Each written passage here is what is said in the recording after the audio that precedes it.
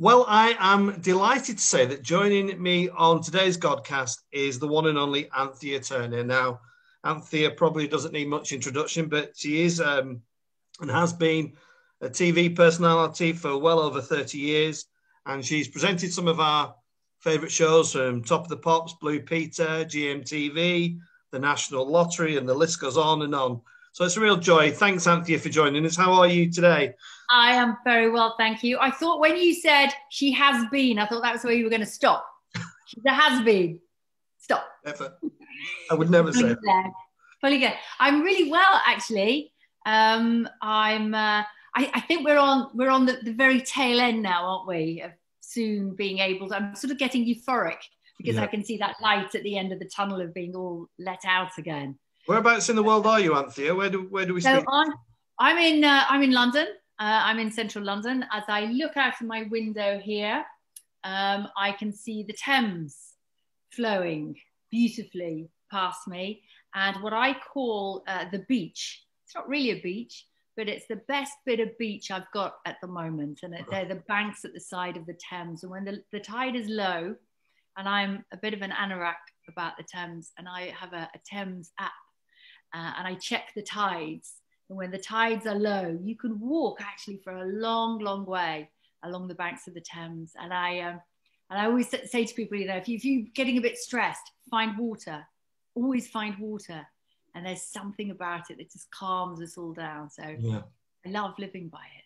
Excellent. One of the questions I have as a standard question is, because I'm in Burnley, Lancashire. Have you ever been to Burnley? Have you ever been up these parts? Because I come from Stoke-on-Trent.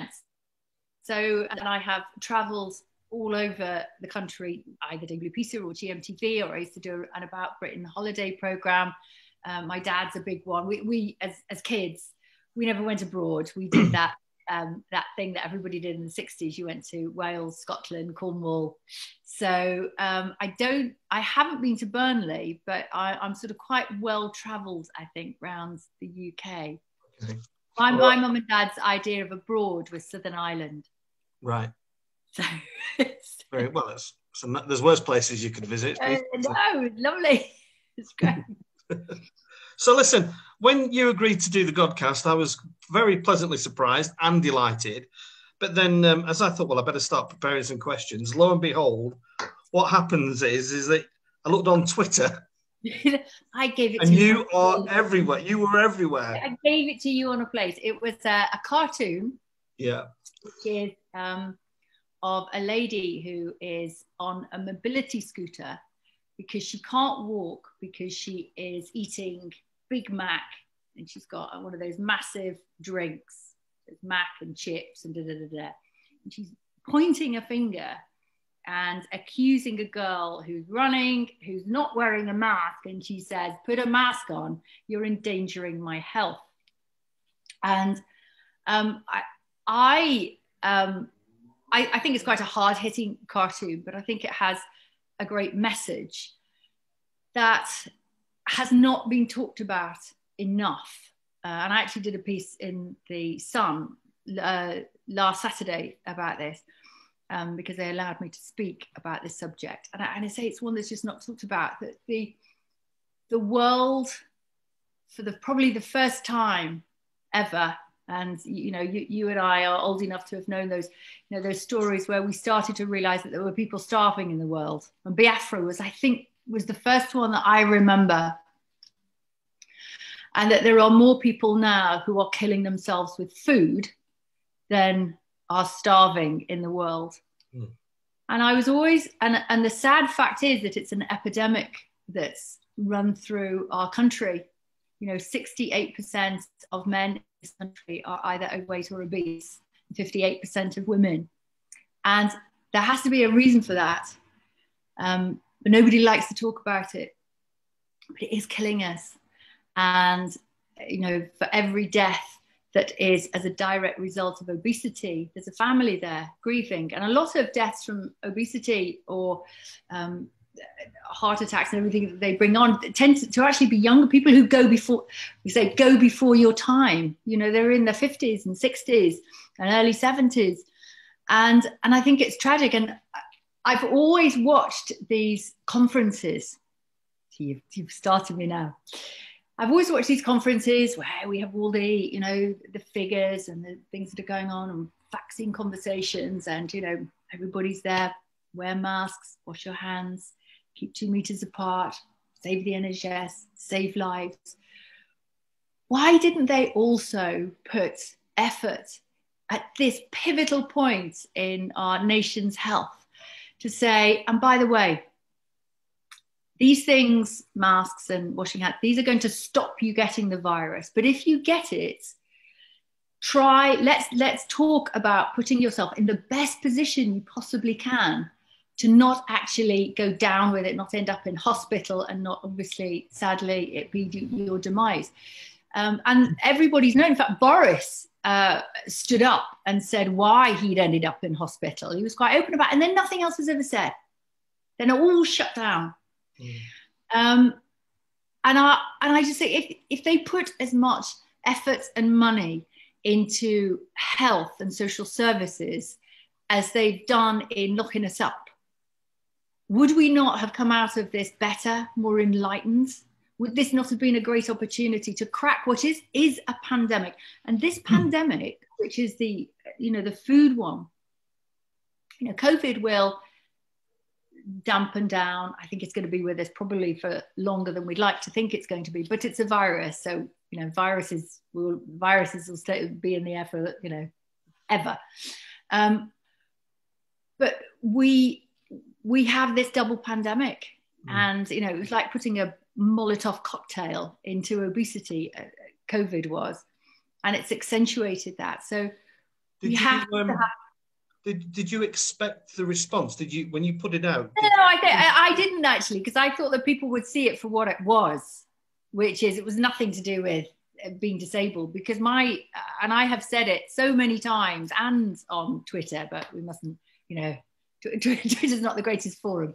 That if you really want to save the NHS, look after your own health to the best of your ability. And I'm quoted on this months and months and months ago, years ago, I've said this: look after your health and leave the NHS to the people who don't have a choice, who don't have a choice in the matter. My sister had spina bifida, so she was born with a body that didn't work, and she would have done anything to have had a body that worked.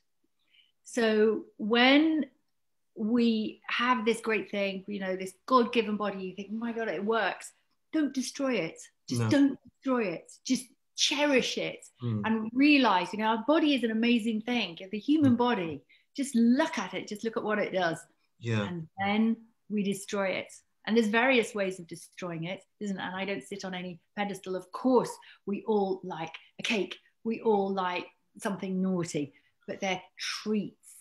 And I suppose growing up in the 60s, there were always a treat. You know, God, sweets were a treat. Even a fizzy drink was a treat. We could only have dandelion burdock on a Sunday. And it's in me, you know, look after your teeth. You know, you're not going to get another set. All of those things. So the thing that struck me, Anthea, though, out of that was, you know, I got the cartoon and I wasn't particularly offended by it. I could see why others may have been. But actually out of that came this other issue around health, which I think is one of mental health, because this then raised the issue of what is offensive and what isn't offensive. And what struck me about that is that some people were offended. And my goodness, if anybody's been there and got the T-shirt about being offended, you know, you've certainly had it in the press. Haven't you? Yeah. Does it mean that maybe people are going to talk about it now? Actually, funnily enough, a few days later, we get the list of people who need to isolate, or to obviously make sure that they are in a position where they're not dealing with the general public and they're not going out. And weight is one of the great issues. But then we get in there, but you see, do you know that we spend, and this is a conservative amount, and I've spoken to various doctors about this, who actually contacted me after and said, you have no idea the problem that actually it does cause, is that we spend, or the NHS spends, we spend 6.1 billion fixing food-related diseases. 6.1 billion. Can you imagine if we could put that money into social services? why is this money? Why are we sticking plaster over things constantly, and not dealing with the root problem, which is the health of this country? You know, we found a lot of money to stick stickers and things on the streets telling us to stand 2 meters apart. And goodness only knows what's been going on. Big hoardings, adverts on the radio. Why didn't they put an advert on the radio as well as all the washing hands and saying, have a little lose weight, lose weight. Listen, you know, would have, should have, could have. But they've always known this. And this 6.1 billion, and there's more, is going to carry on. When COVID's dissipated, this is going to carry on. It's going to carry on. And mental health, they've locked everybody up, kept McDonald's open, closed the gyms. It's even worse. The people who love to go to the gym just to relieve the boredom. Yeah. They can't go for anything. And wouldn't it have been great if they had said, right, I tell you what the deal is. We'll keep gyms open, but you have to offer £5 a day tickets to 30 people in your area. I do get it. I do absolutely get it. But I mean, and I take your point about putting sticking plasters over stuff. We run a food bank, and it is. I'm fully aware that it's a sticking plaster, and the big wound is the mental health that's going to come out of, you know. And it is a concern. So the food bank that we have down here, because I've been doing deliveries, is run by, I don't know if you know, when you're a reverend, you think all reverends know each other. I don't know if you've ever come across the Reverend Stephen Chalk. Yes, I know. He runs an organisation called Oasis, which I've been involved in now for over 20 years. London, as in all cities, have been hit badly by everything, because there's a huge amount crammed into a small space. Never before has that food bank been needed so much. Yeah.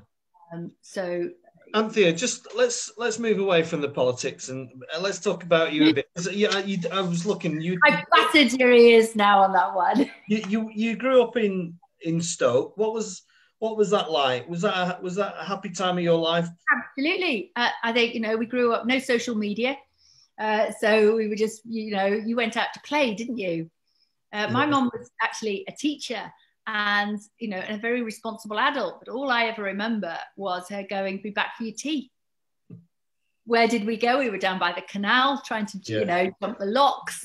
We were fiddling around thinking we could fish. We were wandering, because Stoke-on-Trent, although, it's a pottery industry and, you think of it as the city of Stoke-on-Trent, actually, it's just like Burnley. What you do is, this is the lovely thing that I think people in London don't understand, is wherever your town is, go 10 minutes in a direction and you're in the countryside, proper countryside. So, and I just remember looking back now and looking at the way kids are brought up now, because of the way the world is, it was actually quite innocent, really.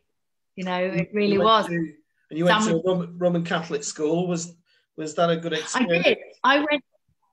I went to a direct grant grammar school, which was run by the Dominican nuns. I went to a very big comprehensive. I had a really tough time there because I'm dyslexic, and it wasn't really. We're talking the 70s now. So this is. I was 13 in 73. So I went to, I was put in this class that really was struggling to do CSEs, and I sort of knew I knew the answers, but as soon as I wrote it down, it just looked like crazy stuff. And so, but they weren't really set up to deal with people with a problem, and somehow, not quite sure how, it was like a friend of my mom's, and I ended up having an interview with a nun called Sister Mary Edwards, and she sat down and talked to me, and she came out and said to my parents, she's obviously quite bright, but there's a problem. And even then, in these days, dyslexia wasn't talked about. Nobody had ever heard. I'd never heard of it. My mum had never heard of it. She was an English teacher. And anyway, to cut a long story short, they took me, and I had the best time. And it wasn't a sort of draconian Catholic school, although I did end up in the chapel doing a few Hail Marys and things because it would be naughty. But I loved those nuns, and they were really, you know, you hear some horror stories of schools like that, but ours wasn't, and it was all girls. And I can happily say I enjoyed single-sex education. I have a great relationship with other women, I think, because of that. You know, if it comes to the school concert, we were rolling our sleeves up and we were scene shifting. It wasn't, well, the boys will do that and the girls do this. There was no role play. We just all got on with it.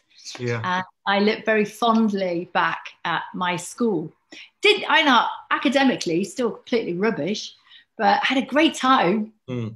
Anthea, and maybe, I don't know, maybe with this truth, a nemesis of yours, Eamon Holmes, who I interviewed, is a Catholic, and he holds the view. I'm not going down any controversial road here, but he holds the view that once a Catholic, always a Catholic. Would you agree with that? Is that something? You see, we're not Catholic. You're not. No, Church of England. No, I was. Okay.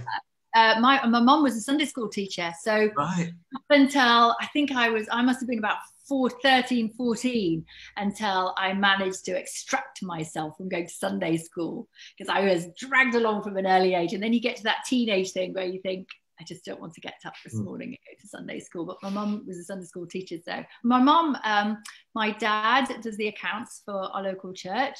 And my mum, although, you know, they're isolating at the moment, they're 88 and 90, and they're still very much involved in the church and always have been. So it's been a very central figure in our family life, has always been the church.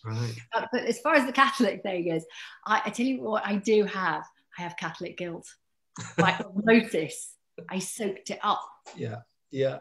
And I tell you what, and even when all of a sudden there was a few sort of arrows were coming my way last week, my Catholic guilt, oh my God, I found myself starting to write back to people who got in touch with me and say, but it's not about you, you must understand. I don't want people to clog the NHS up because I want the money to go to you. Oh, right. Oh, I didn't think you meant it. No, I didn't. All right. So I spent ages writing to people. So yeah, Catholic guilt absolutely exists. And Eamon and I have talked about this. And Eamon and I are good friends now, much better relationship than we ever had when we were on GMTV. It was a weird time, you know, it was a really weird time for Eamon, actually, because, and I learned a lot by what Eamon went through, because he was going through a divorce at the time. His personal life was very rocky, but because of his Irish roots, his religious roots, he found it really difficult. And I'll never forget, he sat down and said to me, and he won't mind me telling you because I know he said it before, he said, you know, his family and his brothers and everything, he said, I feel a failure because I'm the one whose marriage is broken down, and that makes me a failure. And that really sat so hard inside of him. And he was just generally unhappy. And who do you take it out on? The person you see every day. It was me. But also, I was in my mid-30s. I didn't know how to. I didn't understand. I didn't have the pot of experiences that I have now to pull from to be able to understand him, or my dog has just, oh God. I'm not editing it. I'm leaving that in. I'm not editing that out. Oh my God, that's the worst.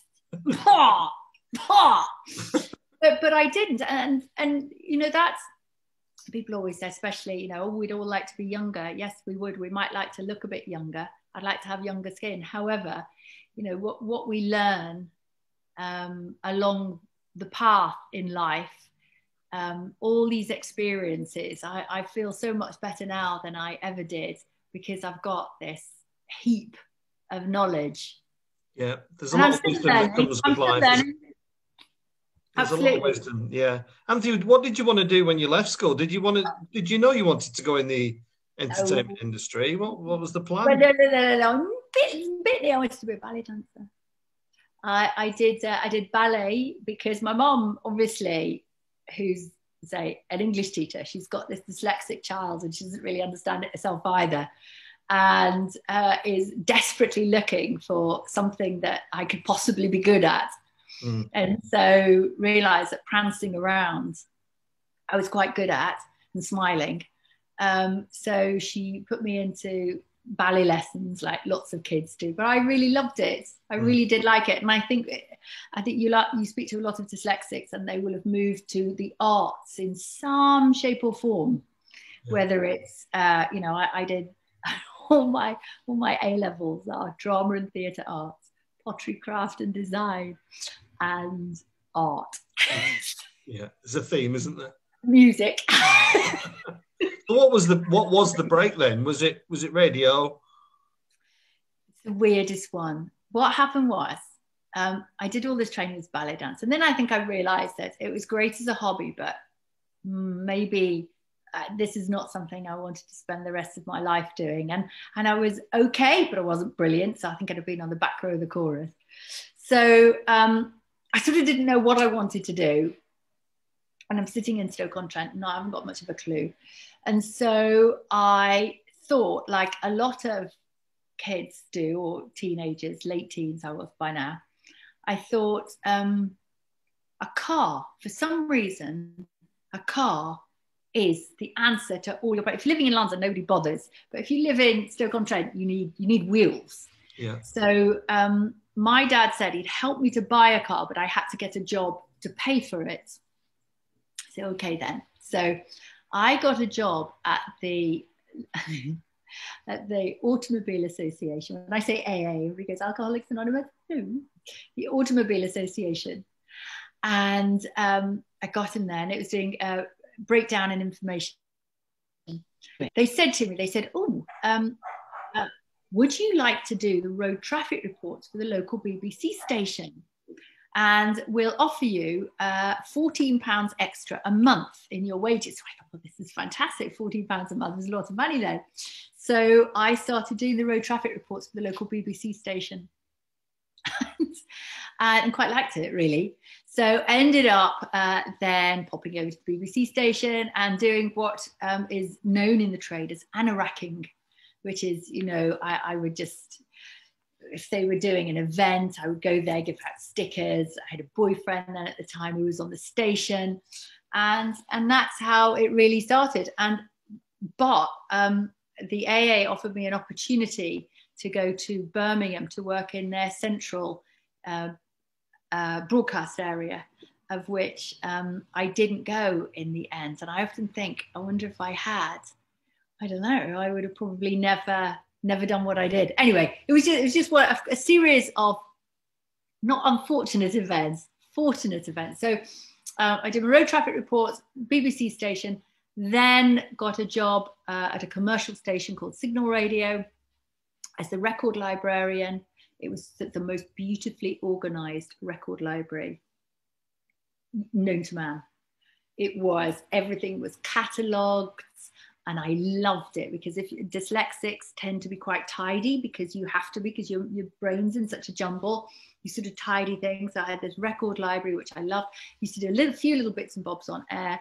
And I literally, a boyfriend of mine got a job down at Radio 1. I came down, was at a party. Somebody said they're looking for somebody to do to be a VJ back in the day on Sky. Why don't you go for the audition? I went for the audition with Pat Sharp, Gary Davis, and I got the job. And then it sort of went for that, and then ended up doing Saturday morning television that led to Top of the Pops, that led to Blue Peter. And so as that progressed, your career's kind of evolving and things are going really well. Can you remember the first time you felt famous? Can you remember being spotted and somebody going, that's that, and how was that a joyous moment? No, because I'd been a bit naughty. Because what had happened was, what a surprise. I got my job at Blue Peter, and the guy who was the editor of Blue Peter had his daughter's school was doing a fete in a Chiswick in London. And he said, would I go along and open it as the new Blue Peter presenter? So I got my badge on and I went along and opened it. And I had what I thought at the time was the best car ever. My life has been sort of junctures of cars. And it was a Golf GTI, navy blue, the lid off. So just, I thought, God, back in the sort of the 90s, that was it. So I left there. I'd been nice to everybody. I'd signed autographs. It's lovely. And I was just, and I get in my car and some bloke literally cuts me up at this junction. I mean, in a nasty way. And, you know, I'm a bit of a London driver, but in a nasty way. And I gesticulated in a way that you shouldn't do if you're wearing a Blue Peter badge. And then he looked at me and went, I know who you are. And oh my God, and my Catholic guilt. Oh my God, no. And I had palpitations. What am I going to do? And there was even a policeman standing there. And I thought the policeman was going to come and arrest me for gesticulating to someone. So then I thought, whoa. So anyways, that was the first time. Well, it's one you'll never forget, isn't it? Was that what you thought I was going to say? Not at all, no. But I like it. It's a very nice anecdote. Yeah. Oh, I tell you what I want to ask now, Anthea, is I can't remember, so you'll have to tell me. Was there a time where you were kind of ever the sweetheart of the Red Tops? I can only kind of recall times where you've not been. Yeah. No, to see, the problem was I was. And so you always know, you know, I'm not Meghan Markle, but, you know, everybody loud, and that's what happens.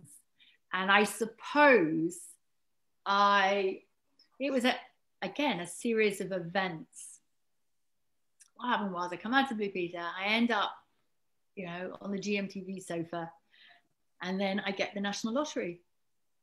National Lottery. I mean, you remember back in the day, the National Lottery was huge. We all thought we were going to be multimillionaires, even though it was a 1 in 14 million chance of getting anything.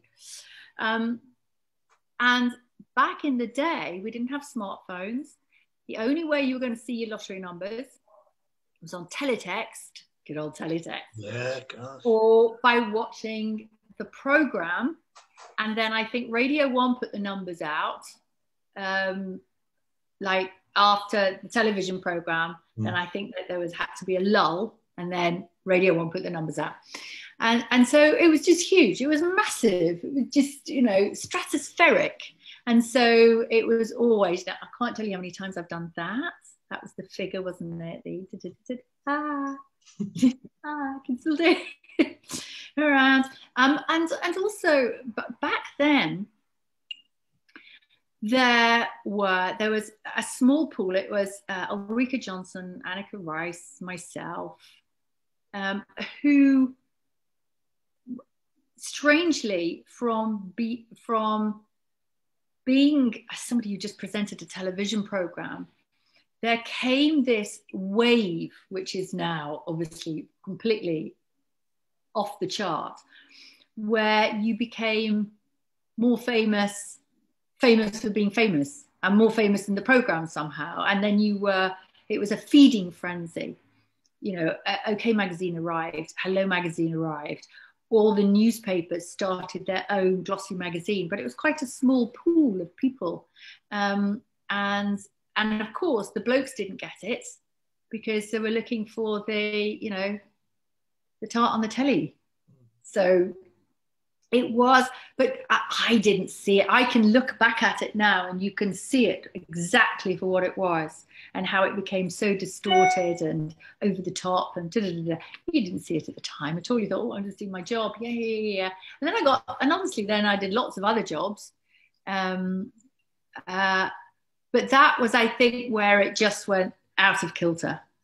Where can you remember, Anthea, what that was? What was the thing where you thought, whoa, we've stopped this and we've started going down the slippery slope?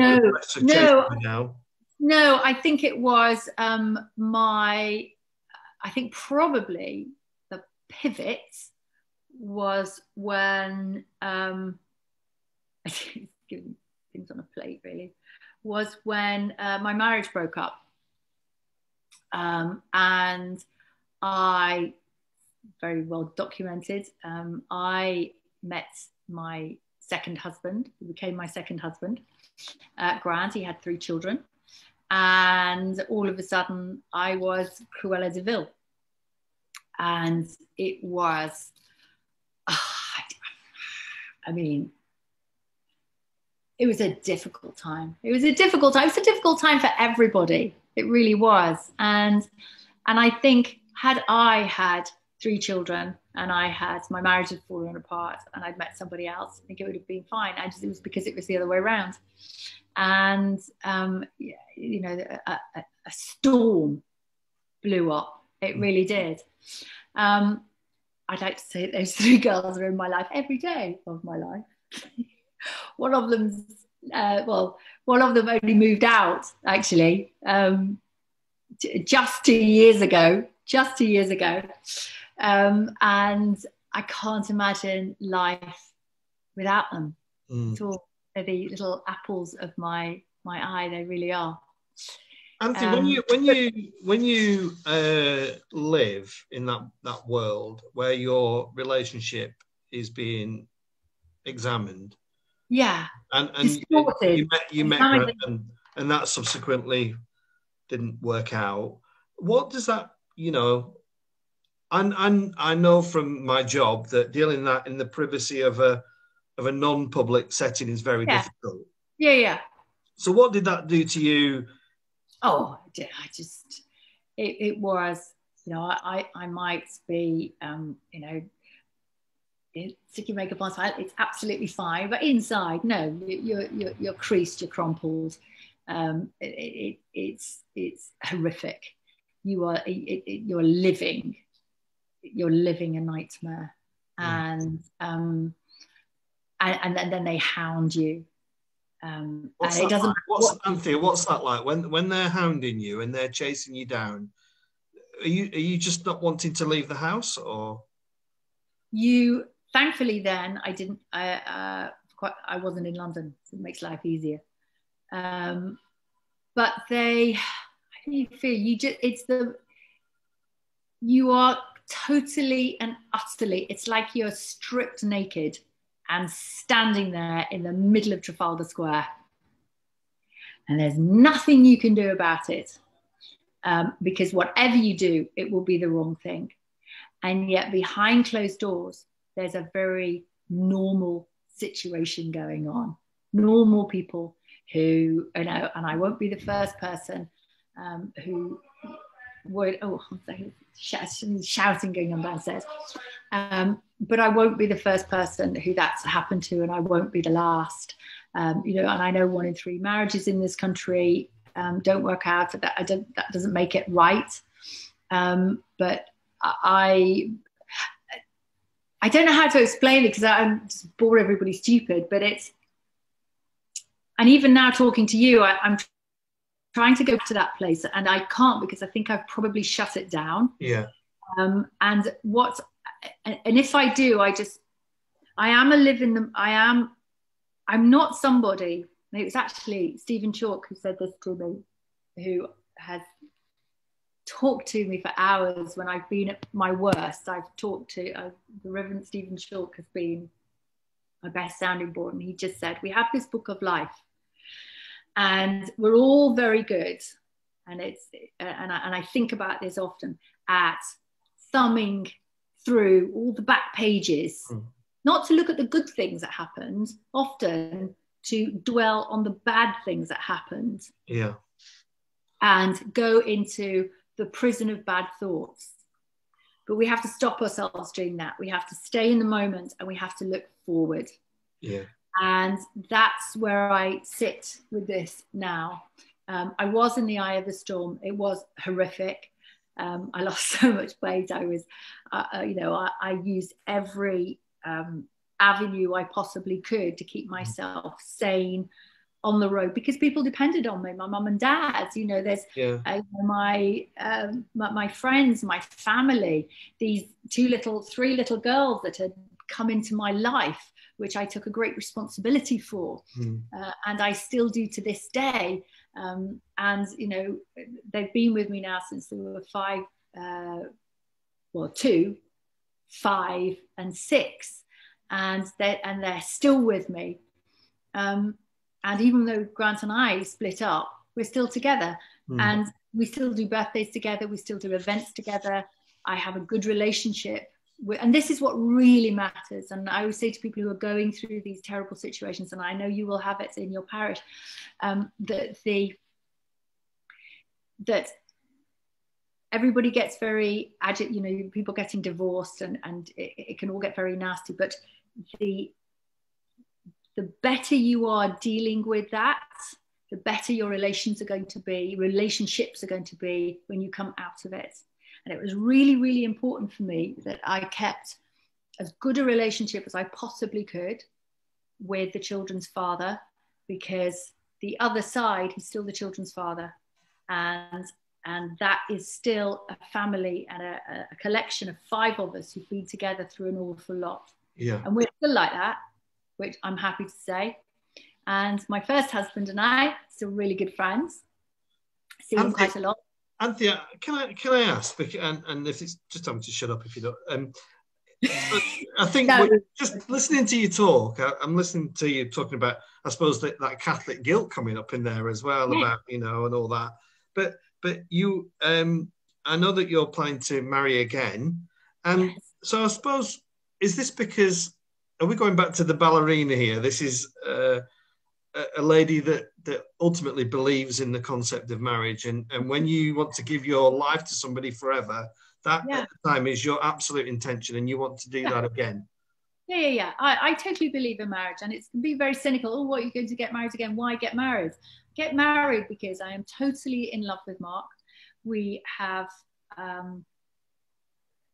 I've met somebody who, and I tell you what, we fell down together. We haven't fallen out at all.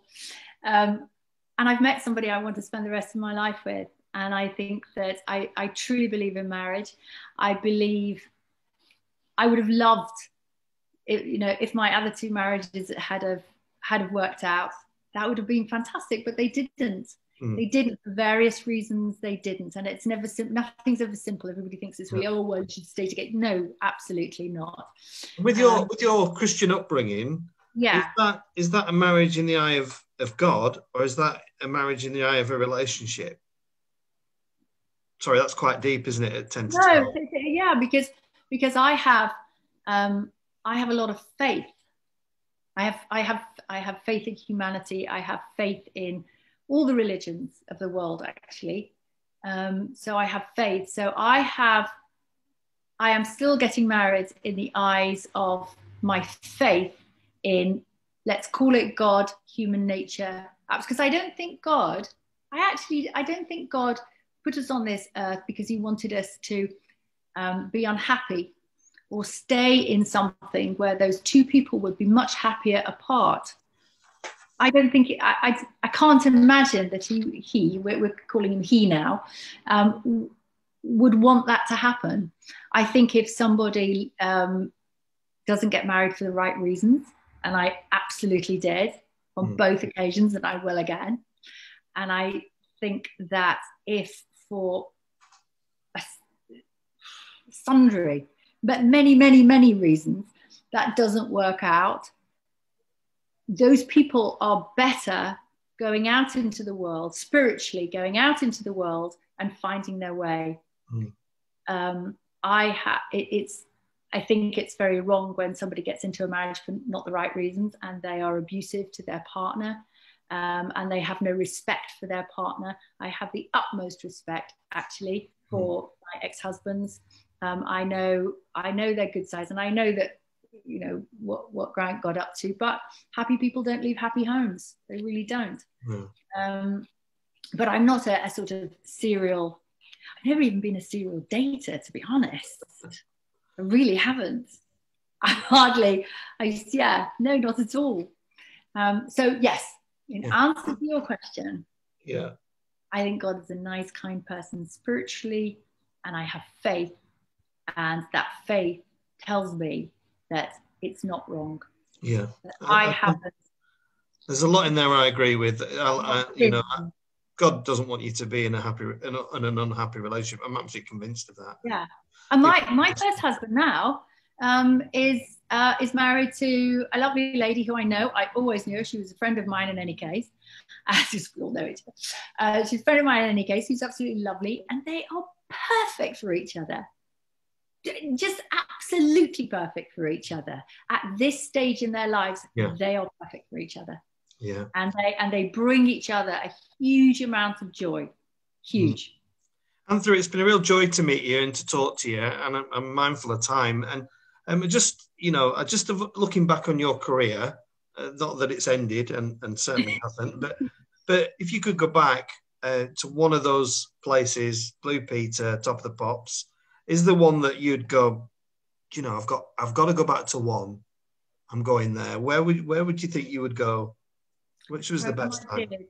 Called Anthea Turner, Perfect Housewife. It's a very tongue-in-cheek title, but I loved it because what I was able to do was fix things. I'm a fixer. I love fixing things. All my friends, what's the problem? Don't worry, let's see if we can fix this. We'll sort this out. And I adored if somebody's home is chaotic and it's in a mess, that is symptomatic of something else. It's like going into a business that's in a mess. It's like going into a home that's in a mess. And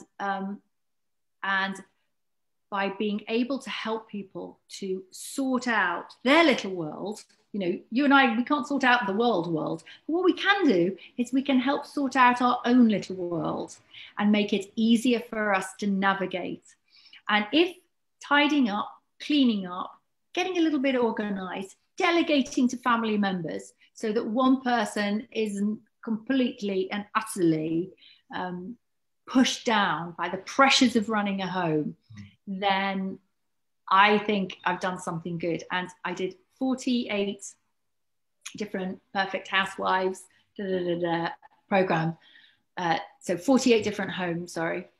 And I think of them, there was only 2 where I think I was batting my head against a brick wall. And when we went back, everybody said, no, we have an easier life.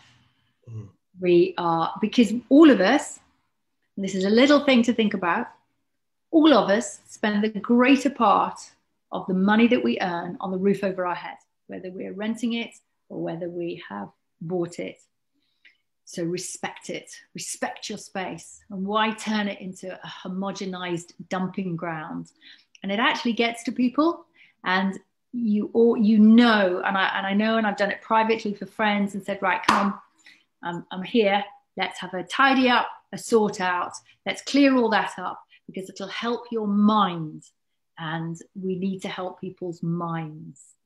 So, and I think over lockdown as well, my poor boyfriend here has had me obviously for lockdown, which some people would want to be climbing the walls having me in their house for lockdown. And there's not a cupboard that we haven't had to go through. And the loft, honestly, and Frank would love it. It's just so clean. You know, there's a real Christian message in what you've just said, because you can't affect the world, but you can. You can affect the little space that you're in, and if we all did that a little bit better, then I think you're right, the world would be a finer place. Anthea, it's been absolutely fabulous talking to you. I'm so glad you came on. And thank you. You know, and we send our love to you from the Northwest. And if you've not been to Burnley, you need to get here. I can't think why you would come here, but I'm waiting for my invite. Yeah, we've got beautiful countryside. We've got beautiful countryside. Maybe not at the moment, but in the summer it's absolutely beautiful. And Anthea, thanks for your time, and we wish you well, and many blessings from Burnley. Goodbye. All right, thank you so much. Thank you.